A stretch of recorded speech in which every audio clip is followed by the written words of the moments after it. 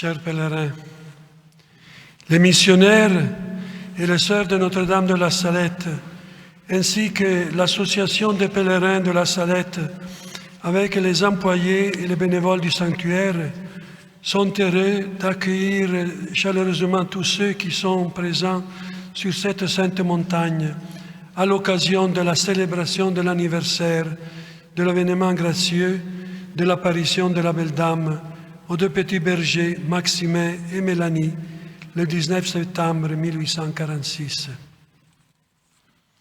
À travers cette mémoire liturgique ecclésiale, le Seigneur veut encore une fois visiter nos vies, réveiller nos consciences, raviver notre foi, stimuler l'esprit missionnaire de charité et de service, nous donner la possibilité de revenir aux sources de notre être chrétien, en plaçant devant nous une figure à imiter et à suivre, Marie de Nazareth.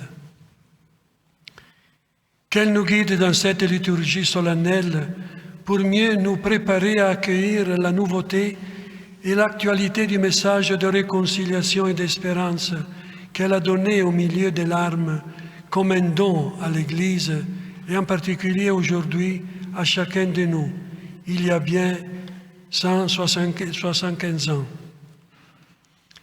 Les lectures liturgiques que nous venons d'entendre nous aident à entrer dans l'atmosphère joyeuse de cette fête mariale. La première lecture nous présente la figure de la reine Esther qui, le cœur déchiré par le chagrin, se tourne vers Dieu, le suppliant de délivrer son peuple d'une destruction imminente. Elle, consciente de sa mission, à l'exemple des prophètes, ose rappeler au Dieu de ses pères le pacte d'alliance qu'il a toujours lié à ce peuple et qu'il avait lui-même choisi parmi toutes les nations et pour lequel il avait fait tout ce qu'il lui avait promis.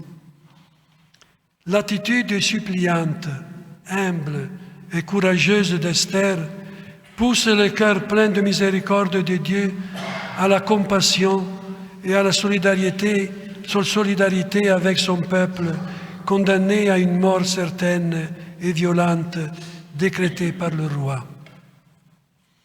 La deuxième lecture nous parle du salut apporté par le Christ par sa mort sur la croix. Cette mort pour nous, pécheurs, dit Paul, est une garantie claire que l'amour grand et inconditionnel de Dieu est pour nous tous. Le passage de l'Évangile nous ramène au tout premier jour de la vie publique de Jésus. Il nous donne un aperçu du but et du contenu de la mission de Jésus et du rôle que Marie aura dans la vie de l'Église, après avoir été sous la croix en compagnie de l'apôtre Jean. Jésus est l'unique sauveur accrédité auprès du Père, tandis que Marie joue dans l'histoire du salut le rôle délicat et particulier de coopératrice fidèle et proche de la mission de son Fils. L'évangile des noces de Cana en parle clairement, bien que de manière sobre et délicate. La prière de Marie, adressée à son Fils, « Ils n'ont plus de vin, et faites tout ce qu'il vous dira », reflète d'une certaine manière la prière d'intercession adressée à Dieu par la reine Esther pour le salut de son peuple. L'événement prodigieux de Cana, comme celui de la Salette, nous rassure également sur la présence maternelle et attentive de Marie aux côtés de son peuple, quelle que soit la situation de besoin dans laquelle il se trouve. Elle sera toujours prête à invoquer et à solliciter l'intervention de son Fils en faveur de son peuple. Cette attitude de Marie est pour nous tous, un grand motif de joie et d'espérance. Cet anniversaire de l'apparition tombe dans un moment particulier de la vie du monde et de l'Église. De nombreux foyers de guerre sont disséminés sur la planète, semant partout et toujours la peur, la douleur, la haine, la pauvreté et la mort, surtout parmi les populations sans défense. Les conventions entre les États semblent être mises en péril et remises en question, pour ne pas dire piétinées et répudiées. Dans cet état de précarité sociale et politique générale, le drame de la souffrance et l'augmentation du nombre de pauvres et de réfugiés semblent ne pas s'arrêter. À la question de savoir ce que nous pouvons faire dans cette situation, nous pouvons être tentés de répondre en cherchant de tourner ailleurs notre regard et notre attention, car les problèmes à résoudre semblent dépasser nos capacités humaines. En agissant ainsi, nous courons le risque de nous habituer à l'injustice rampante, à la violence incontrôlée et au sang innocent versé. Nous, cependant, qui croyons en la force extraordinaire et rénovatrice de l'Évangile, ne devons jamais céder à la méfiance et au découragement qui engendrent en nous de la peur et de l'anxiété. Au contraire, nous devons plutôt promouvoir des chemins d'espérance, croire en la force positive du dialogue et au sens de la responsabilité de chacun dans l'engagement pour construire un monde nouveau. Parier sur un monde nouveau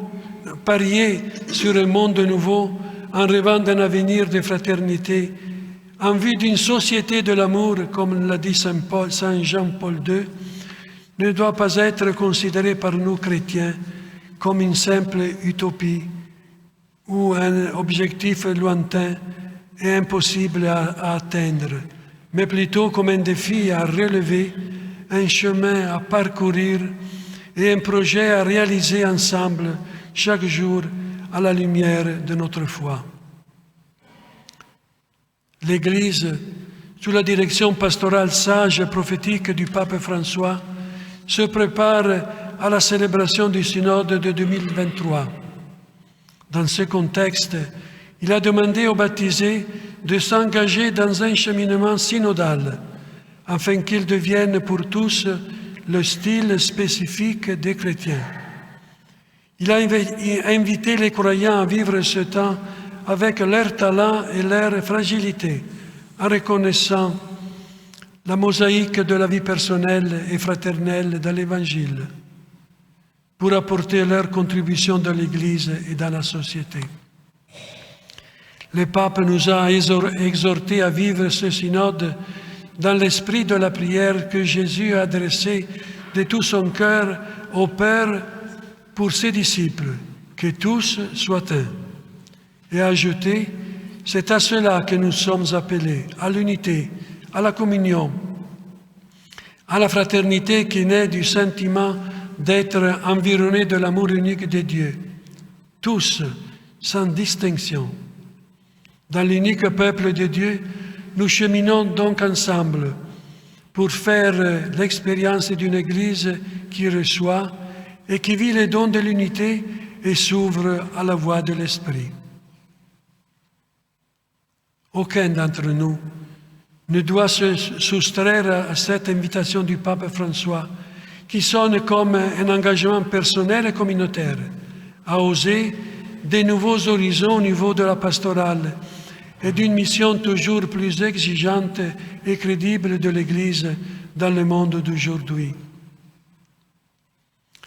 Nous sommes également invités à stimuler à marcher ensemble sur ce chemin d'écoute et d'envoi en mission par les paroles de la belle dame de la Salette.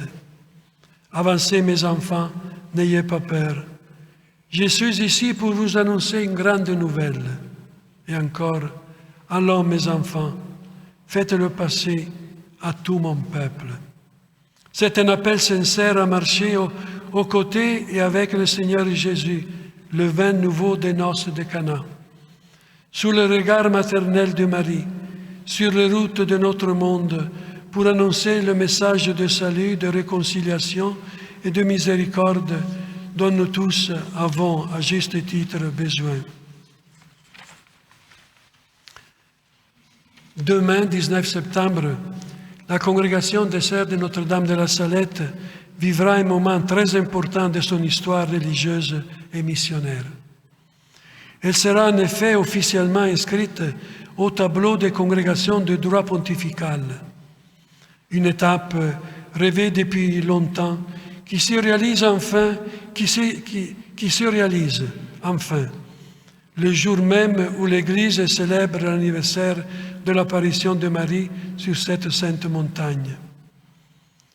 Notre joyeuse proximité avec les Sœurs de Notre-Dame de la Salette se fait avant tout par une action de grâce à Dieu et à la Belle Dame pour avoir obtenu cette importante reconnaissance ecclésiale, et aussi par une prière pour qu'elles soient toujours et partout des témoins courageux et des héros fidèles du message de réconciliation et d'espérance que Marie a prononcé ici même il y a 175 ans.